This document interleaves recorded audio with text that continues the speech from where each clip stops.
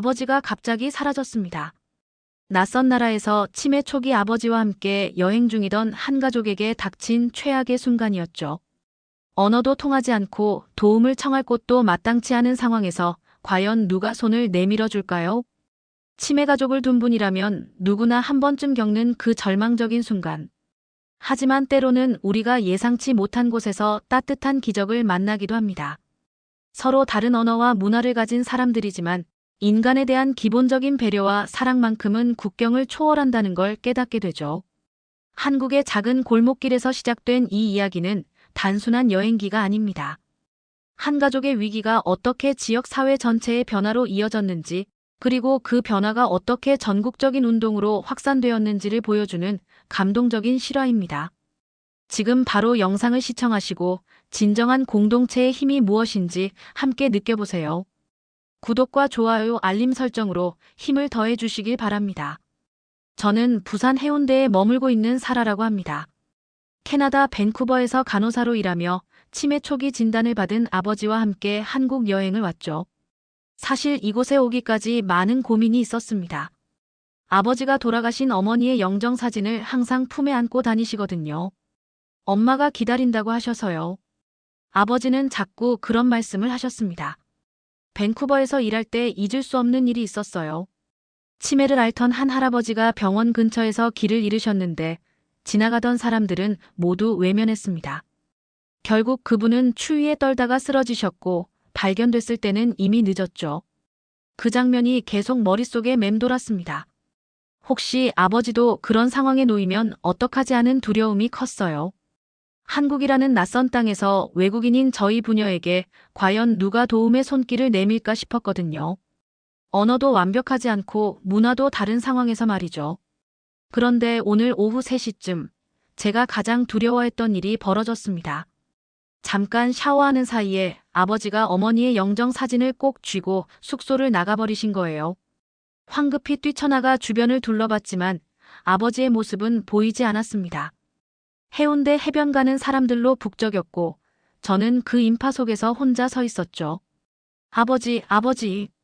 목이 쉬도록 불러봤지만 대답은 없었습니다. 그때 밴쿠버에서 겪었던 그 끔찍한 기억이 되살아났어요. 아무도 돕지 않았던 그날의 냉담한 시선들, 외면하며 지나치던 사람들의 뒷모습이 선명하게 떠올랐습니다. 가슴이 답답해지고 숨이 가빠졌어요. 혹시 여기서도 그런 일이 벌어지는 건 아닐까 하는 불안감이 저를 짓눌렀습니다. 한국 사람들이 외국인에게 차갑다는 이야기를 들은 적도 있었거든요. 특히 영어가 서툰 동양인 관광객들에게는 더욱 그렇다는 얘기도 있었고요. 저는 그런 선입견과 과거의 트라우마가 뒤섞인 채로 거리를 헤맸습니다. 시간이 갈수록 아버지를 찾지 못할 거라는 절망감이 커졌어요. 해가 지기 시작했고 거리에 네온사인들이 하나둘 켜지기 시작했습니다. 저는 그 불빛들 사이에서 홀로 서 있었죠. 마치 온 세상이 저를 외면하고 있는 것만 같았어요. 아버지를 찾아 헤매던 중 좁은 골목길에서 익숙한 뒷모습을 발견했습니다. 어머니의 영정 사진을 가슴에 꼭 안고 서 있는 아버지였어요. 그런데 그 앞에 한 아주머니가 팔짱을 끼고 서 계셨습니다. 아저씨, 여기서 뭐하고 계세요? 순떡 아주머니라고 나중에 알게 된 그분은 아버지를 의심스러운 눈으로 바라보고 계셨어요. 제가 다가가자 더욱 경계심 어린 표정을 지으셨습니다. 이 사람이 누구세요? 혹시 이상한 사람 아니에요? 순떡 아주머니의 목소리에는 분명한 의심이 담겨 있었습니다. 저는 어떻게 설명해야 할지 몰라 당황했어요. 한국어가 서툰 상황에서 복잡한 사정을 설명하기란 쉽지 않았거든요. 저는 아버지 딸이에요. 캐나다에서 왔어요. 제 어눌한 한국어를 들은 아주머니는 더욱 미간을 찌푸리셨습니다. 외국인이라는 게 확인되자 오히려 더 의심스러워 하시는 것 같았어요. 외국 사람이 왜 여기 와서 이런 일을? 순떡 아주머니는 몇 걸음 물러서며 저희를 경계했습니다. 그 순간 저는 밴쿠버에서의 기억이 다시 떠올랐어요. 역시나 여기서도 외면당하는 건가 싶어 절망감이 밀려왔습니다.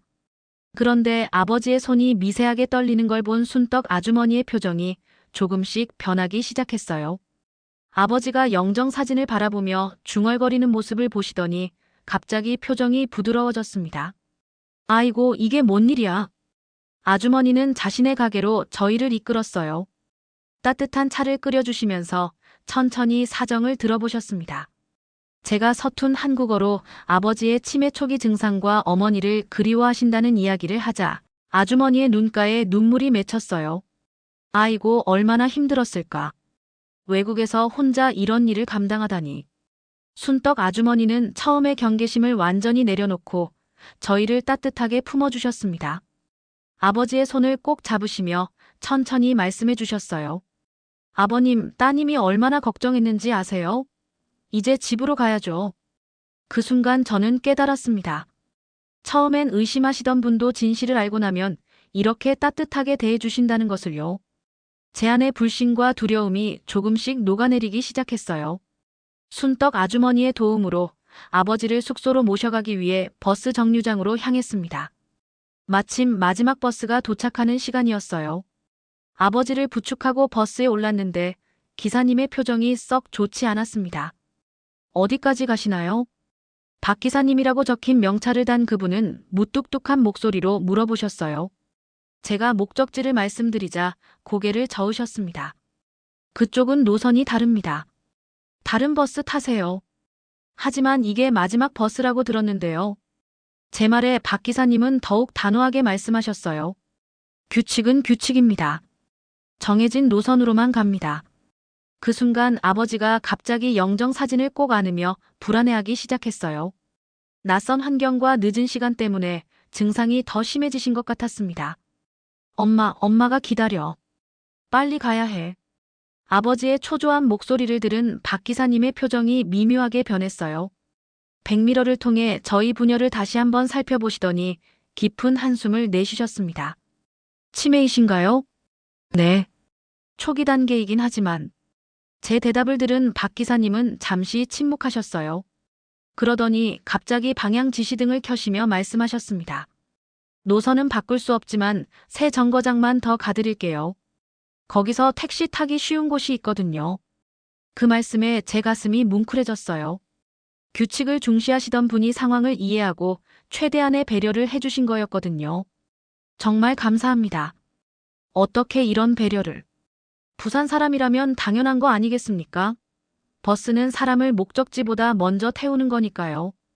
박 기사님의 말씀에 다른 승객들도 고개를 끄덕이셨어요. 한 할머니는 아버지께 사탕을 건네주시기도 했습니다. 그 순간 저는 한국 사람들의 진짜 마음을 엿볼 수 있었어요. 버스 안의 따뜻한 분위기 속에서 아버지도 조금 안정을 찾으셨습니다. 창밖으로 보이는 부산의 야경이 마치 저희를 반겨주는 것만 같았어요. 새 정거장이 지나는 동안 저는 계속 생각했습니다. 원칙을 지키면서도 사람의 마음을 헤아리는 이런 배려야말로 진정한 따뜻함이 아닐까 하고요. 박 기사님이 알려주신 정거장에서 내렸을 때 바로 앞에 환하게 불이 켜진 편의점이 보였습니다. 택시를 부르기 위해 들어갔는데 계산대에서 알바를 하고 있던 젊은 여학생이 저희를 반갑게 맞아주었어요. 어머, 어디 가시려고 하세요? 이 시간에 택시 잡기 힘들 텐데. 지수라는 이름표를 단 그 학생은 제 어설픈 설명을 끝까지 들어주었습니다. 아버지의 상황을 이야기하자 전혀 주저하지 않고 자신의 핸드폰을 꺼내 들었어요. 제가 아는 기사 아저씨 계세요. 바로 연락드릴게요. 지수는 능숙하게 전화를 걸어 상황을 설명했습니다. 아버지가 치매 환자이고 늦은 시간에 숙소로 돌아가야 한다는 사정을 자세히 전해주었어요. 그 모든 과정을 아무런 대가도 바라지 않고 해주는 모습에 저는 또 한 번 감동받았습니다. 10분 후에 오신대요. 그때까지 여기서 기다리세요. 지수는 아버지께 의자를 가져다 드리고 따뜻한 커피까지 건네주었어요. 아버지는 여전히 어머니의 영정 사진을 품에 안고 계셨지만 조금은 편안해 보이셨습니다. 집으로 가야 해. 엄마가 기다려. 아버지의 중얼거림을 들은 지수가 저에게 물어봤어요. 많이 힘드시죠? 저도 할머니가 그러셨거든요. 할머니도 치매셨나요? 네, 작년에 돌아가셨는데. 마지막까지 할아버지를 찾으셨어요.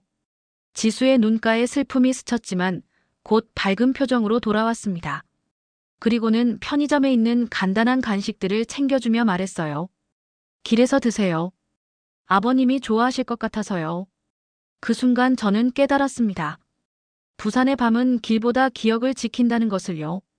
지수 같은 젊은 세대도 노인분들의 아픈 기억을 이해하고 있었고 그것을 소중히 여기고 있었어요. 택시가 도착했을 때 지수는 직접 나와서 기사님께 상황을 다시 한번 설명해 드렸습니다. 낯선 외국인 관광객을 위해 이렇게까지 세심하게 배려해주는 모습에 저는 눈물이 날 것 같았어요. 안전하게 들어가세요. 내일도 좋은 하루 되시길 바라요.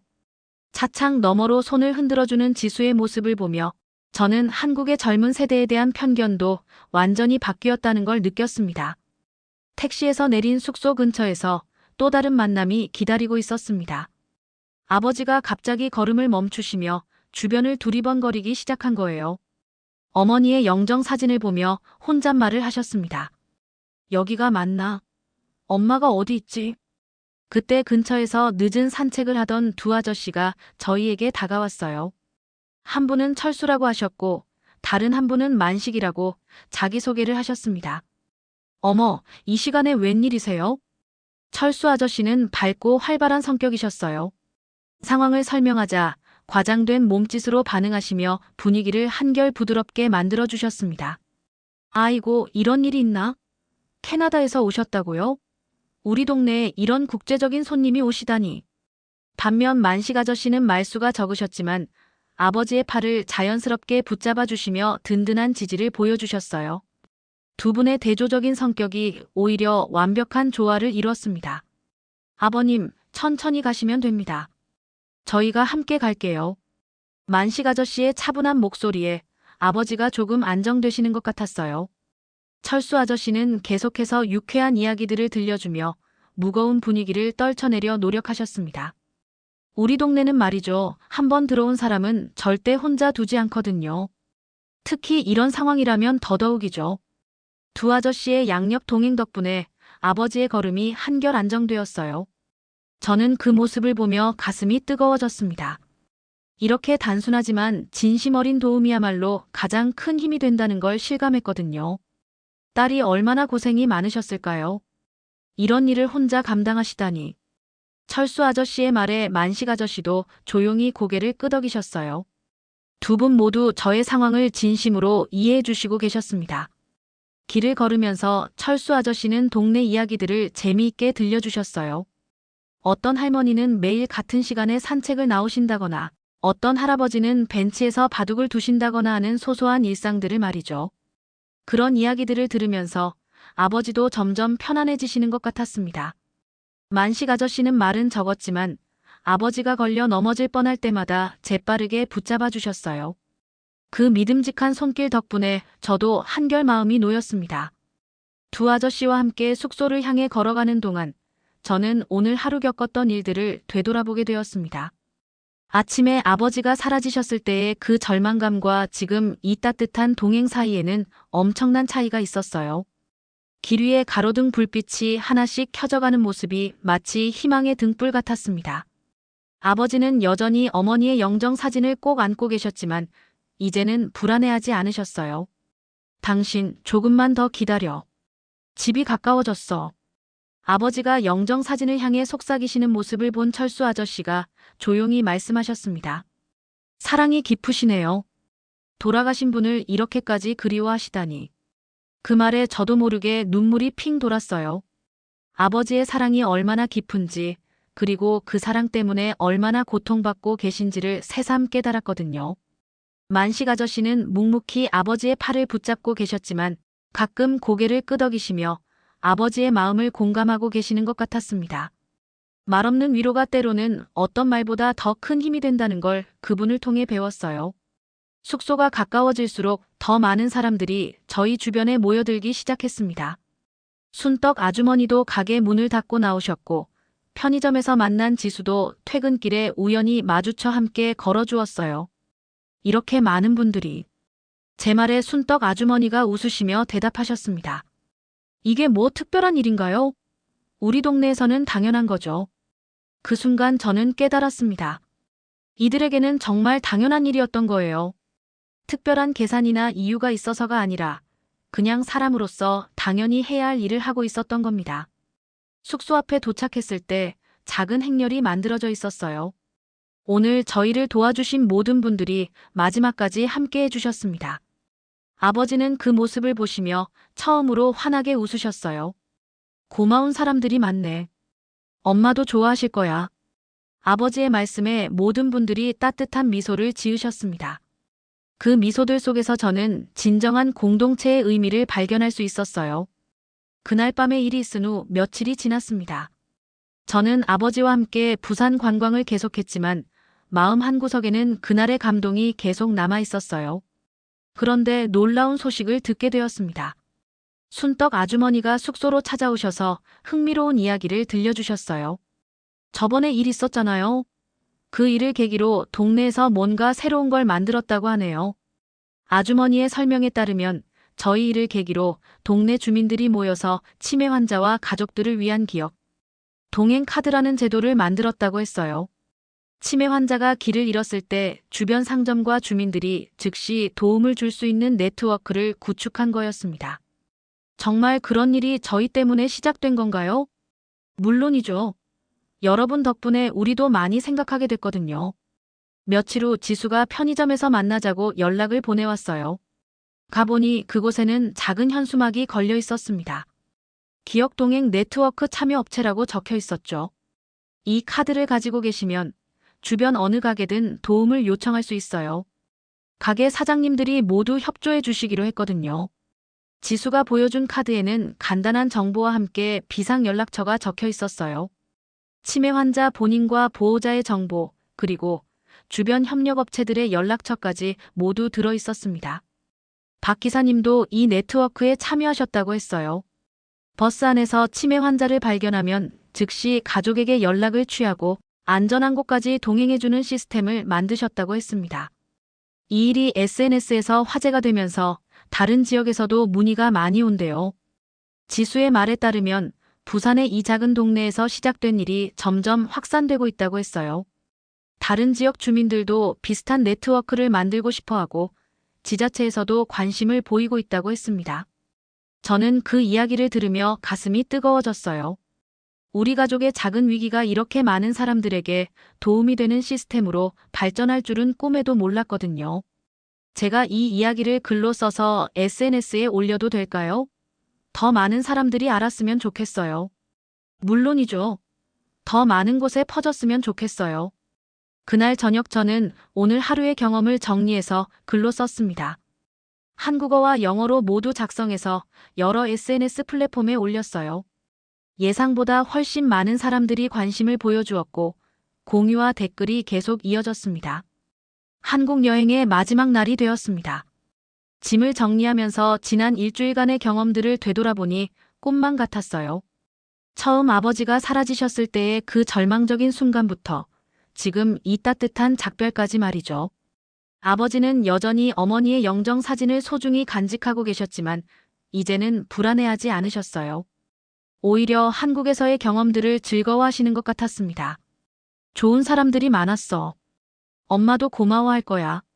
숙소를 떠나기 전 도움을 주셨던 모든 분들께 인사를 드리기 위해 동네를 한 바퀴 돌았어요. 순떡 아주머니는 여행 중에 드시라며 김치를 싸주셨고 지수는 아버지께 한국 전통 부채를 선물해 드렸습니다. 철수 아저씨와 만식 아저씨도 공항까지 배웅을 나와주셨어요. 박 기사님도 특별히 시간을 내어 마지막 인사를 해주셨습니다. 다음에 또 오세요.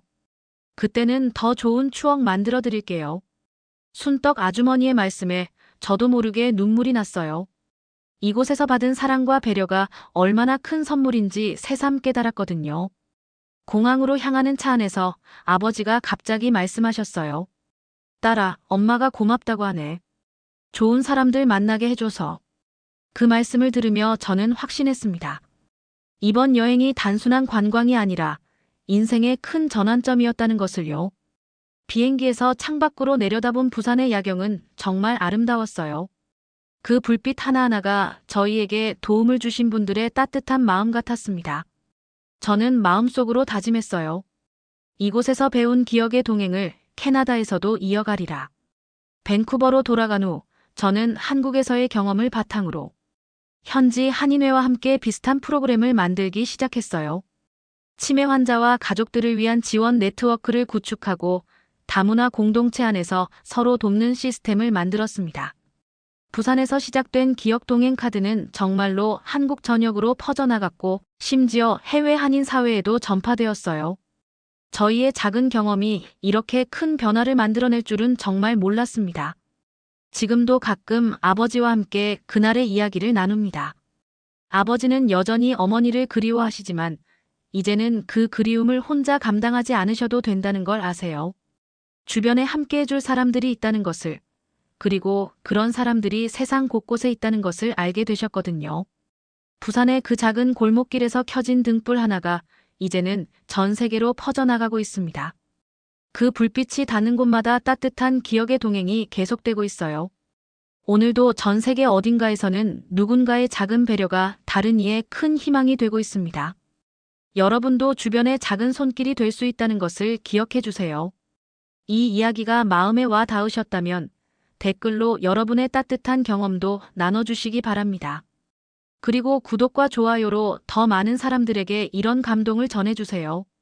여러분의 작은 클릭이 누군가에게는 큰 위로가 될 수 있으니까요.